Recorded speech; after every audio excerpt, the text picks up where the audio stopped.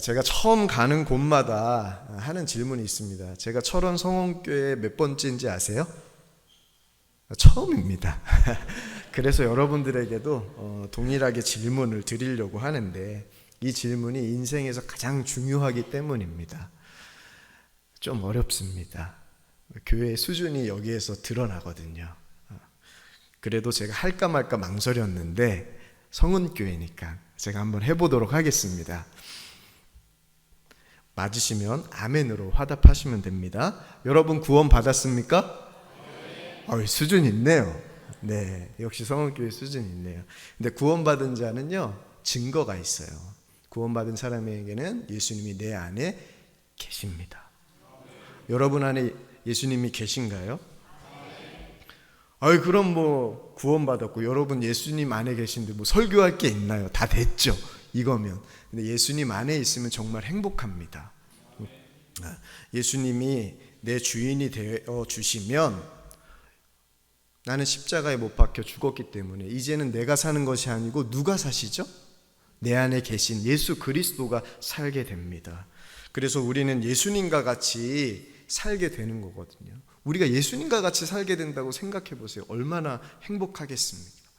우리는 아무 소망이 없지만 예수님이 내 안에 오셔서 예수님이 내게 왕이 되시고 주인 되어 주시면 예수님 때문에 우리는 행복하게 됩니다. 그래서 오늘 말씀에서도 그 안에 산다고 하는 자는, 예수님 안에 산다고 하는 자는 그가 행하시는 대로 자기도 행한다라고 요한 기자가 우리에게 이야기했죠.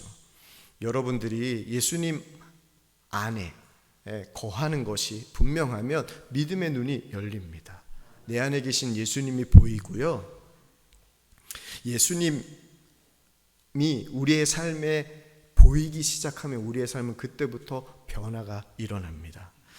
제가 첫 부목사 사역을 인천 부강교회에서 시작을 했는데, 그때 한 기도 모임에 참석해서 한 사모님의 간증을 듣고 제가 충격을 받았습니다. 그 사모님의 간증의 요지는 그래요. 요즘 자기 남편을 보면 예수님 보는 것 같다는 거예요. 그래서 제가 그 사모님의 고백을 듣고 이런 생각이 들었습니다. 야, 저 사모님은 뻥도 믿음으로 치시네, 이런 마음이 안 믿겨지는 거예요. 남편이 예수님처럼 보인다는 게. 근데 그분이 누구였냐면 지금 저와 같이 사역하는 박리부가 사모님이었습니다. 제가 선한목자교회 2015년부터 부임해서 지금 예수 동행 운동하는 지금까지 10년 동안을 유기성 목사님과 박리부가 사모님 곁에서 가장 가까이에서 그분들의 삶을 보거든요. 그때는 뻥이라고 여겨졌는데 지금은 그게 진짜라는 게 믿겨져요. 왜 그러냐면 사모님께서요, 보는 눈이 있으시더라고요. 사모님이요, 유기성 목사님 보면 유기성 목사님을 보는 게 아니라 유기성 목사님 안에 계신 예수님을 보는 거예요. 그러니까 이 사모님에게는 남편에게 순종하라는 말씀이 제일 싫었대요. 그리고 부부싸움하면 자기가 늘 이겼대요. 왜 이기냐면 예배하러 갈 때 어떻게 해야 되죠? 화해하고 가야 되잖아요. 진짜 그리스도인이라면 화해하고 예배를 드려야 되는데 꼭 부부싸움을 하고 나면 유 목사님이 예배 드리기 가기 전에 꼭 자신에게 미안합니다, 용서를 구하고 꼭 예배를 드리는 거예요. 그래서 자기는 꼭 부부싸움에 항상 이기셨다고 그러셨습니다. 근데 남편의 모습을 통해서 누굴 봐요? 예수님이 보이니까. 그러니까 남편에게 그때부터 순종하게 되었다고 사모님께서 고백을 하셨어요. 그 고백을 들으면서 제 안에 마태복음 25장 40절 말씀이 떠오르더라고요. 너희가 여기 내 형제 중에 지극히 작은 자 한 사람에게 한 것이 곧 누구에게 한 것이라? 내게 한 것이다 라고 하신 예수님의 말씀이 생각나더라고요. 제가 예수님과 동행하는 이 운동을 하면서 내 안에 계신 예수님을 보는 눈이 열리면서 더 중요한 한 가지를 보게 되었습니다. 그건 뭐냐면 믿음의 눈이 열리기 시작하면서 예수님께서는 다른 사람 안에도 계신다는 거예요. 다른 사람 안에 계신 예수님이 보인다는 거예요. 그게 진짜 믿음의 눈이 열린 사람의 모습이더라고요. 옆 사람을 보십시오. 예수님이 보입니다. 네. 여러분 가정에 예수님만 보이면 어떻게 될까요? 남편을 봐도 누가 보여요? 예수님이 보여요. 아내를 봐도 누가? 예수님이 보이고, 부모를 봐도 누가 보여요? 예수님이 보이고, 자녀를 봐도 누가 보이는 거예요? 그러니까 자녀를 보는데 예수님이 보이면 화낼 수 있어요, 없어요? 노엽게 하지 말라라고 하잖아요. 그죠? 예수님이 보이면 화를 안 내는 거예요. 그러니까 예수님만 보는 가정이 어떤 가정이에요? 진짜 예수님 안에 거하고 정말 천국과 같은 행복한 가정이죠. 그 가정이 철원 성은교회 가정 되길 축복합니다. 여러분의 가정은 그럼 행복합니까? 이익상 목사님은 늘 제가 볼 때마다 항상 웃고 계세요. 화난 것을 제가 못 봤어요. 그죠? 여러분 보셨어요? 전 못 봤어요. 그리고 이익상 목사님 의심도 없어요. 제가 보니까. 근데 저는 의심이 많습니다.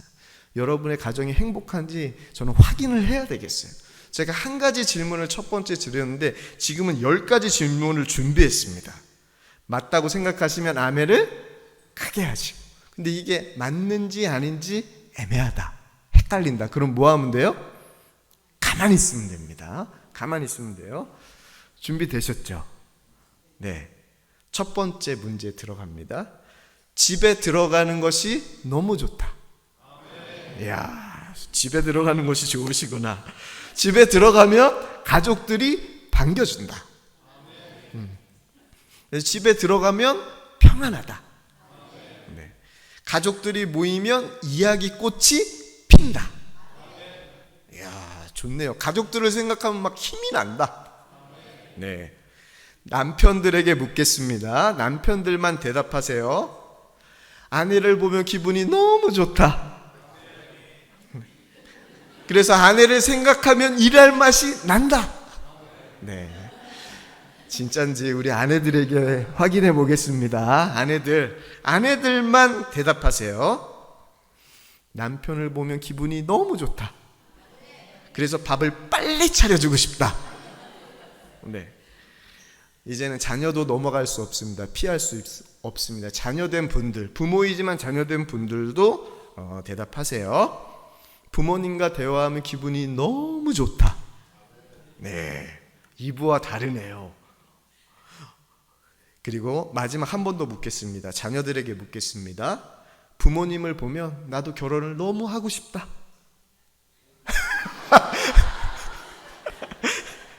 마지막 질문. 우리 가족은 너무 행복하다. 아멘. 아유, 우리 가족 너무 행복하다. 네.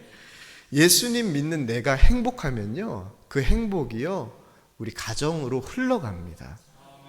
그래서 그 복이, 예수 믿는 남편이 좋은 이유는 예수님 남편이 너무 행복해서 그 행복이 누구에게 가요? 아내한테 흘러가고 자녀한테 흘러가는 거예요. 예수님 믿는 부모가 왜 좋은 겁니까? 예수님 믿는 부모가 행복하니까 그 행복이 누구에게 가는 거예요? 자녀들에게 그대로 흘러가는 거예요. 그래서 예수 믿고 내가 행복하면 누가 복을 받는 거예요? 나도 복을 받지만 우리와 함께 사는 가족들이 복을 받는 거예요. 그 복이 여러분들에게 있길 축복합니다. 저는 불신자 가정에서 태어났습니다. 주임님을 중학교 2학년 때 영접하고 인격적으로 만나고, 언제나 소원은 우리 가족들이 예수님 믿고 온전한 믿음의 가정을 이루는 것이었어요. 근데 하루는 아버지와 대화하다가 왜 교회에 나가지 않게 되셨는지 이유를 알게 되었습니다. 예수 믿는 사람에게 너무 실망했다는 거예요.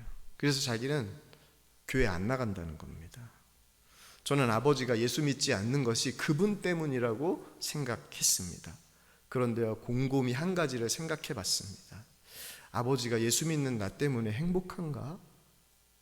우리 아버지가 예수 믿는 나 때문에 기쁜가? 생각해 보니까요, 기쁘지 않으셨던 것 같아요. 행복하지 않으셨던 것 같아요. 믿음의 아버지가 아니라는 이유로요, 저는요 아버지를 공경하지 않고 때로는 무시하기도 하고 대들기도 했습니다. 그러면서 아버지에게 따뜻한 사랑을 드리지 못했다는 것을 제가 깨달았어요. 아버지의 마음을 닫게 한 분은 그분인지 몰라도 그 닫힌 마음을 아들이 열어야 되는데 계속해서 그 마음을 닫게 했던 자가 바로 저라는 것을 하나님께서 깨닫게 해 주셨습니다. 여러분, 하나님은 이것이 얼마나 큰 재앙인지 제게 알게 하셨어요. 재앙은요, 다른 것이 아닙니다. 나 때문에 우리 가족이 예수 믿기 싫다고 한다면 그거보다 더 큰 재앙은 없습니다. 근데 나 때문에 다른 이들이 예수님 믿고 싶나, 우리 가족들이 나 때문에 예수님 믿고 싶나 생각해 보니까 용기가, 특별히 아버지를 생각하면, 마지막 남은 한 사람 그 아버지를 생각하면 제가 용기가 없는 겁니다. 그런데 갑자기 아버지께서 70살에 뇌출혈로 쓰러지셨어요. 의식도 없이 중환자실에서 지내셔야 했습니다. 그런 아버지 곁에서 하루에 3번씩 제가 중환자실에 가며 아버지를 면회하고 아버지 회복을 위해서 기도했습니다. 그때 제가 첫 번째 부목사 사역을 마치고 평택에서 개척교회를 할 때였거든요. 근데 갈 때마다 하나님 앞에 매달렸어요. 아버지 살려주셔야 됩니다. 이유는 단 하나예요. 아직 예수 믿지 않았기 때문에, 구원 못 받았기 때문에. 그리고 제가 아버지께 그렇게 기도하면서 섬기면서 제가 아버지께 어떻게 대했는지 그때가 쫙 생각이 나는 겁니다. 하루는 아버지하고 마음을 열고 대화했는데 아버지께서 저에게 이렇게 얘기하는 거예요. 동효가, 너는 나를 가르치려고 해. 꼭 목사같이. 믿지 않는 아버지에게 목사는 어떤 사람이었어요? 가르치는 자였어요. 저는 늘 아버지를 가르치는 자였나 봐요. 처음에는 이 말을 듣고 아버지가 믿음이 없어서 몰라서 그런 거지, 그렇게 제가 생각을 했습니다. 근데 점점 제가 십자가 복음 앞에 서 보니까요, 이거는 엄청난 죄였더라고요. 저는 아버지에게 목사는 어떤 자? 가르치는 자라는 것만 인식시켜 드렸어요. 만약 제가 아버지에게 순종만 하는 자녀였다면 어떤 반응을 보이셨을까? 아버지 때문에 여러 가지 어려움도 많이 겪었습니다. 근데 그 어려움 중에서 제가 순종했다면, 아버지에게 순종만 했다면 저희 아버지는 저에게 이렇게 얘기했을 것 같아요. 동효가, 너는 내가 너에게 어떻게 그렇게 했는데 너는 나에게 순종만 하니? 목사같이. 너는 어떻게 해? 내가 그렇게 했는데 너는 나에게 사랑만 하니? 꼭 목사같이. 목사는 어떤 자여야 돼요? 사랑만 하는 자여야 되는데 제가 그 사랑을 아버지에게 못 보여드린 거예요. 이 사실이 제게 깨달아지면서, 아버지가 저를 보시고 어떤 마음이 드셨을까 생각하니 참 많이 죄송하고 제가 마음이 참 많이 아팠습니다. 그런데 너무 이 사실을 제가 늦게 깨달은 거예요. 그렇게 3개월쯤 간호했을 때 하나님께서 은혜 주셔서 아버지가 좀 많이 호전되셨습니다. 그래도 여전히 중환자실에 계셨어요. 근데 이제는 말귀를 알아들을 정도는 되셨습니다. 그래서 중환자실에 갈 때마다 다른 중환자실에 환자들도 있으니까 제가 조용히 가서 아버지 귀에 대고 기도했죠. 근데 그날은 주님께서 아버지에게 복음을 전하라는 마음을 주셔서 그때 복음을 전하고, 예수님 믿으세요. 예수님 믿고 구원 받으세요. 예수님의 아버지의 구주가 되시면 구원받고 천국 갑니다. 이 복음을 전했는데 아버지가 그것을 받아들인 거예요. 아멘.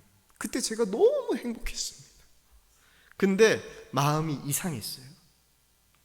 제가 여러 장례들을 치러보면서 그런 마음이 들었어요. 오늘 이상한 마음이 뭐냐면 아버지가 돌아가실 것 같은 거예요. 근데 그때 아버지가 어디에 입원했냐면 제 동생이 근무하는 병원에 입원했거든요. 그래서 제가 이 사실을 제 동생에게 말했더니 제 동생은 의료인이니까, 형 괜찮아, 지금 아버지 계속 나아지고 있어, 어떻게 장기간 요양할지 우리가 그것을 고민해야 돼, 괜찮아, 아무 일 없을 거야. 그래도 동생에게 잘 부탁한다고 아버지를 이야기하고 집으로 돌아왔는데 3시간 후에 동생에게 연락이 왔습니다. 아버지가 위중하시니까 지금 숨을 거둘 것 같으니까 빨리 병원으로 어머니 모시고 오라는 겁니다. 그래서 제가 아버지 곁에 가서 기도하고 아버지가 평안하게 주님 품에 안기셨어요. 저는 불효자였습니다. 근데 마지막 한 가지 잘한 게 있죠. 아버지, 구원받을 수 있도록 복음을 전한 것, 그 사랑을 한 것. 그래서 하나님께서 저에게 마지막 그 3개월을 허락해 주셔서 아버지께 순종할 수 있는 그 사랑의 시간을 허락하셨다라는 마음이 듭니다. 그러면서 제가 느낀 게 있어요. 야, 사랑할 시간이 없구나. 우리 부모님을 사랑할 시간이 많지 않구나. 내일일 수도 있구나 라는 마음이 들더라고요. 여러분, 가정의 형편이 여러 가지가 다릅니다. 그래서 행복하지 않는 이유가 우리들에게 있을 수도 있어요. 근데 우리가 행복하지 않는 분명한 이유가 있습니다.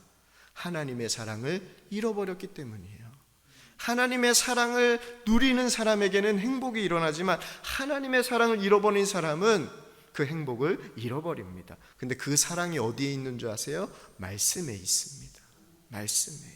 그래서 하나님께서 우리에게 말씀을 허락하신 이유는요, 우리가 행복하기 위해서입니다. 그래서 요한일서 기자는 2장 5절 오늘 말씀을 통해서 누구든지 그의 말씀을 지키는 자는 하나님의 사랑이 참으로 그 속에 온전하게 되었다라고 고백합니다. 이로써 우리가 그 안에, 누구 안에? 예수님 안에 있는 줄 안다라고 고백하죠. 저는 성경을 읽을 때마다 누구든지라는 이 단어가 나오면 참 감사하고 많은 큰 위로를 받습니다.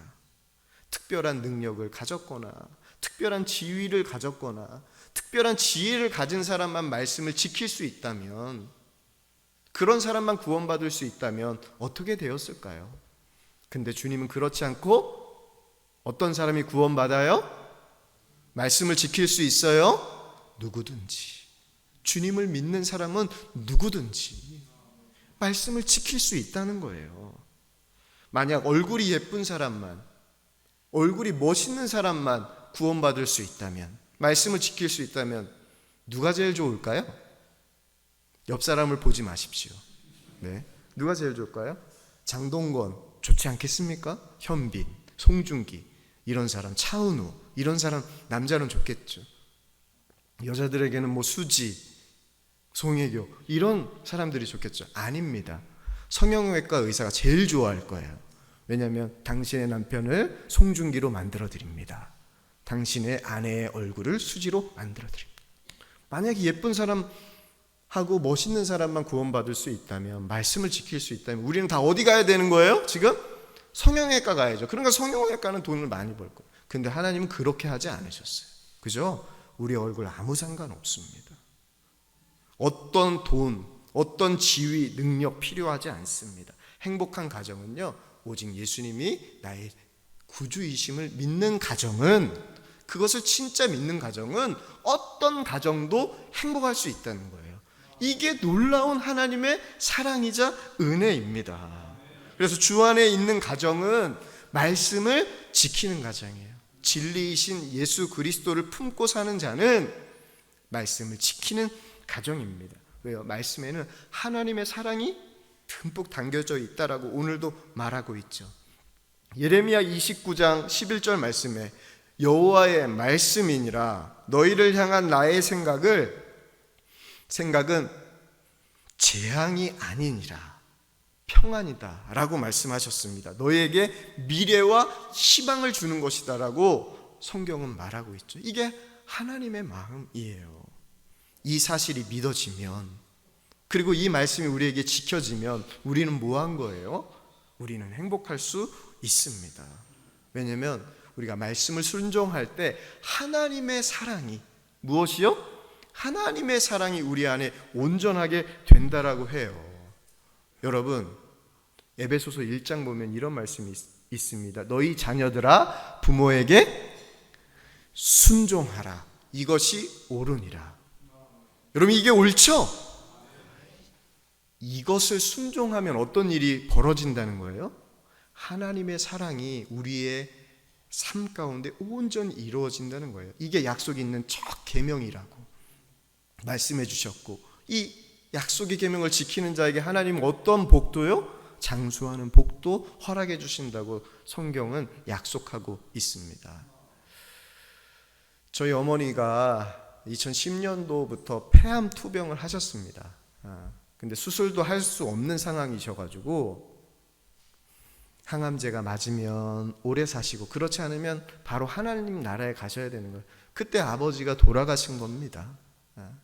그러면서 아버지가 돌아가시고 제가 장남이라 어머니를 모시고 살았는데 아버지께서 하신 말씀이 기억나는 거예요. 내가 죽으면 네가 가장이다. 어렸을 때부터 하셨던 말씀이에요. 가장이니까 어머니 잘 돌보고 동생도 잘 돌봐라 라는 말씀이 생각나는 겁니다. 그래서 어머니가 투병하셔야 되니까 항암제를 맞으러 병원을 모셔다 드려야 됐습니다. 근데 어머니가 저랑 가기 싫다는 거예요. 왜냐하면 제가 잔소리를 많이 하는 목사였나 봐요.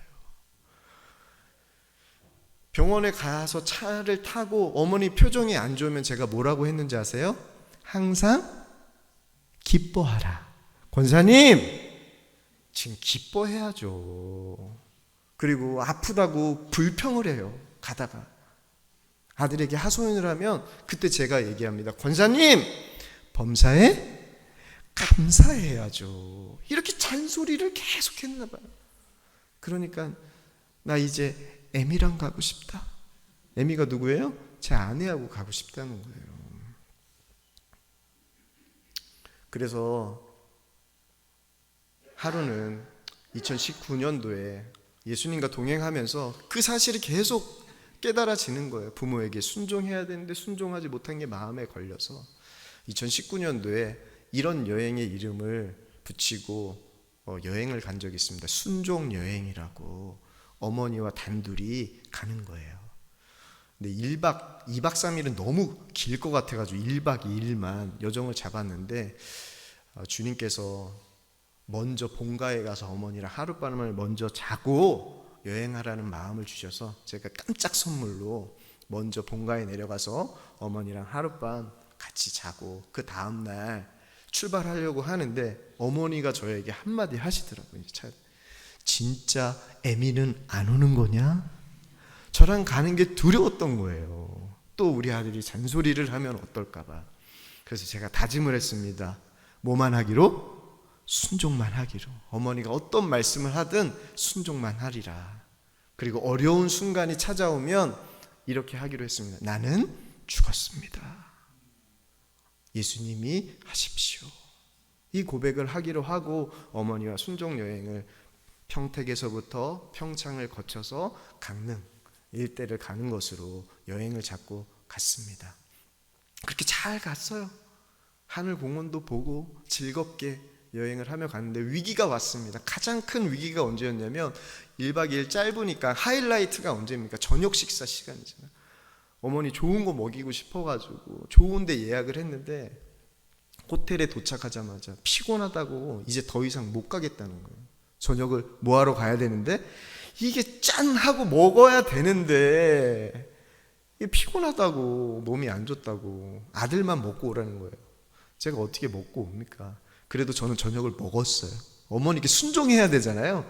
거기는 예약을 취소하고 설렁탕 한 그릇 빨리 먹고 어머니가 말씀하신 편의점에서 약간의 간식거리를 사가지고 갔는데 그게 너무 맛있다는 거예요. 호텔에서 드시면서 그것을 보고 제가 기뻤을까요? 안 기뻤어요. 이게 준비한 것을 드셔야지 되는데 그래도 그때 위기의 순간 저는 뭐 했다? 저는 죽었습니다.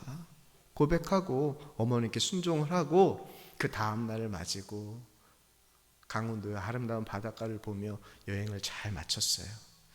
제가 저희 어머니께 식사를 대접할 때마다 저희 어머니는요 한결같으세요. 권사님이라고 했잖아요. 좋으신 권사님 항상 맛있대요. 아들이 사주면 항상 맛있다고 고맙다고. 근데 저는 알아요. 진짜인지 아닌지 확인하는 방법이 있었어요. 어머니한테 그 마음을 어떻게 물어보면 되냐면 다음에 또 올까요? 물어보면요 어머니가 그때서야 진실을 얘기합니다. 맛없으면 다음에는 오지 말죠 이렇게 얘기를 해요. 근데 맛있으면 다음에 또 오죠 이렇게 얘기하는 거예요. 그래서 제가 두렵고 떨리는 마음으로 여행이 끝나고 난 다음에 어머니의 마음을 알고 싶어가지고 질문을 하나 했습니다. 어떤 질문요? 어머니 저랑 다음에 또 여행 갈까요? 이렇게 물어봤는데 너무 좋죠. 다음에 또 갔으면 좋겠어요. 라는 대답을 하시더라고요. 그래서 위기의 순간마다 나는 죽었습니다. 예수님이 하십시오. 라는 그 고백을 올려드리며 어머니와 함께하는 그 2박 3일의 순종 여행은 하나님의 은혜 가운데 순종만 한 여행으로 잘 맞춰졌습니다. 그래서 저는 그때 알았어요. 부모에게는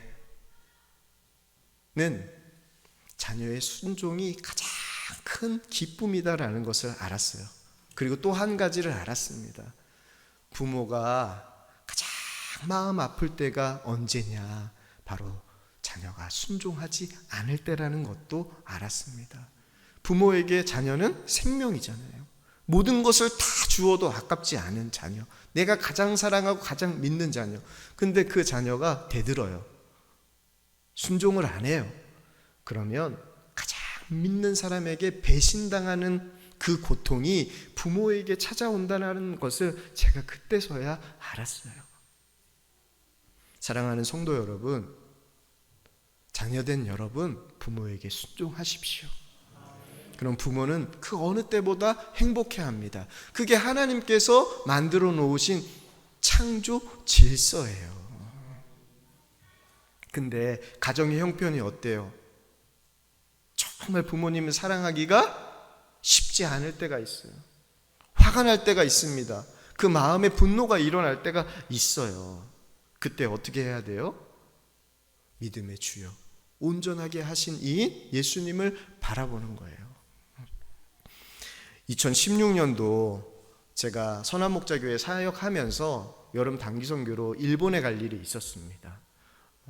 그래서 일본 선교사님에게 전화를 걸었어요. 선교사님, 저희가 이제 곧 선교를 가는데 저희가 어떻게 하면 좋을까요? 라고 했더니 그 일본 선교사님께서 딱 한 가지를 부탁하셨습니다. 그게 뭐냐면 일본을 사랑하는 마음만 가지고 오시면 됩니다. 라고 하셨어요. 그래서 팀원들과 첫 모임에서 일본을 향한 마음이 어떤지 제가 물어봤습니다. 그랬더니 팀원들이 이렇게 얘기하는 거예요. 저는 일본을 사랑하지 않습니다. 일본만 생각하면 치가 떨립니다. 뭐 이런 대답을 하는 겁니다. 저는 그 정도는 아닙니다. 미워하지는 않습니다. 제 마음도 살펴보니까 별반 다르지 않더라고요. 미워하지는 않지만 일본을 사랑하지는 않는 것 같아요. 여러분 일본 사랑하시죠? 성은교회는? 네? 근데 어떻게 모이게 해도 일본을 좀 사랑하는 사람을 하나님이 모아주셔야지 이런 사람을 모아주셨을까 싶었습니다. 그래서 영적으로 인도해야 되니까 저도 마음의 부담이 있어서 한 주간 하나님 앞에 기도하는데, 하나님 일본을 사랑해야 하는데 그 마음을 우리에게 주소서. 그렇게 기도하고 있을 때 주님께서 제게 이런 마음을 주시는 거예요. 동요가 너는 일본을 사랑할 수 있다 하면서 한 가지 말씀을 제게 떠올려 주시는데 그게 베드로전서 1장 22절 말씀이었어요. 너희가 진리를 순종함으로 너희 영혼을 깨끗하게 하여 거짓이 없이 형제를 사랑하기에 이르렀으니 마음으로 뜨겁게 서로 사랑하라. 그러면서 사랑은 감정과 기분과 느낌으로 하는 게 아니라 진리에 순종하는 것이 사랑하는 거야 라는 것을 하나님께 제 마음에 심어주셨어요. 그러면서 하나님께서 저에게 이렇게 질문하시는 거예요. 동요가 너 내 말에 순종할 수 있니? 너 진리에 순종할 수 있어? 주님의 말씀이면 제가 순종할 수 있습니다. 그럼 너는 일본을 사랑할 수 있는 거야 라는 마음을 주셔서 그 마음 그대로를 다음 모임 때 우리 성도들에게 나눴습니다. 사랑은 기분으로 하는 것 아니고 감정으로 하는 것 아니고 느낌으로 하는 것 아니고 진리의 말씀에 순종하는 것이 사랑하는 것이랍니다. 우리가 일본을 사랑하는 것도 마찬가지입니다. 뭐 하는 거예요? 진리에 순종하는 것이 일본을 사랑할 수 있다는 겁니다. 그래서 제가 도전했어요. 여러분 진리에 순종할 수 있습니까? 그랬더니 다 아멘 하는 겁니다. 아멘 아멘. 그렇게 저희 일본 선교팀은요 일본을 사랑하는 마음을 품고 일본에 갔어요. 갔는데요 일본 그 나라가 어떻게 바뀌었는지, 저희의 복음을 듣고 일본 사람들이 변화됐는지, 일본 교회가 부흥됐는지 그건 잘 몰라요. 근데 분명한 한 가지는 알고 있습니다. 그때 우리 일본 선교팀이 주의 말씀에 순종하면서 받은 하나님의 사랑은 이루 말할 수가 없어요. 엄청나게 컸어요. 첫날부터 그 감격과 기쁨이 넘쳐났습니다. 그래서 담대하게 복음을 전할 수가 있었어요.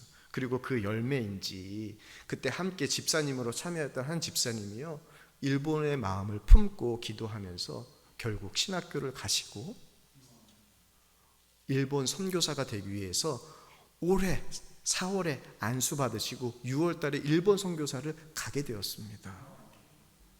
여러분, 사랑하지 못해서, 우리가 진리의 말씀을 순종하지 못해서, 부모에게 순종하지 못해서 주님께서 우리를 통해서 역사하지 못하는 일이 얼마나 많은지 모릅니다. 가정이 깨지는 경우도 있고 어려움을 당하는 경우가 얼마나 많은지 모릅니다. 여러분, 화가 나면 어떻게 해야 돼요? 서운한 마음이 일어나면 어떻게 해야 됩니까? 미워지면 어떻게 해야 돼요? 우리의 감정으로는 절대 사랑할 수가 없어요. 근데 우리는 어떻게 해야 되죠? 원수도 사랑하라고. 원수도 사랑하라고 주님이 말씀해 주셨잖아요. 나로서는 감당을 할 수 없습니다, 주님. 그래서 우리는 믿음의 주요 온전하게 하신 주님을 바라봅니다. 나를 온전하게 하시는 주님을 바라봅니다. 그러면요, 주님이요, 말씀하세요. 말씀하세요. 우리에게 말씀하세요. 어떻게 해요? 내 계명은 내가 너희를 사랑한 것 같이 너희도 서로 사랑하라. 이 말씀이 생각이 나는 거예요. 미워하고 싶은 순간, 화가 나는 순간, 마음이 어지러운 순간, 그것을 다 떨쳐버리고 하나님을 바라보면 하나님의 말씀이 생각나요. 여러분, 원수를 사랑할 수 있는 사람 누구입니까? 손양원 목사님입니까? 맞죠. 근데요, 원수를 사랑하는 사람은요, 사랑의 마음이 큰 사람 아니에요. 누가 원수를 사랑하냐면, 원수를 사랑하라는 말씀에 순종한 사람이 원수를 사랑한 사람이에요. 그분이 바로 손양원 목사님이었어요. 예수님께서 우리를 사랑하신 것처럼 서로 사랑만 하면 어떤 가정도 행복할 수 있습니다. 어려운 순간 우리가 뭘 바라봐야 돼요? 주님을 바라봐야 돼요. 우리를 사랑하신 그 증거 뭐예요? 십자가잖아요. 용서하고 사랑한 그 증거, 예수님을 바라보면 그 십자가의 사랑 내 심령에서 일어납니다. 그 사랑으로 남편에게 뭐하는? 사랑만 하는. 우리 아내에게 뭐하는? 사랑만 하는. 우리 부모님에게 뭐하는? 순종만 하고 사랑만 하는. 우리 자녀들에게 사랑만 하는 우리 철원 성은교회 모든 성도들 되시길 축복합니다. 그래서 여러분의 가정이 정말 예수님이 왕이 되는, 예수님과 동행하는 그 천국과 같은 가정 되시길 축복합니다.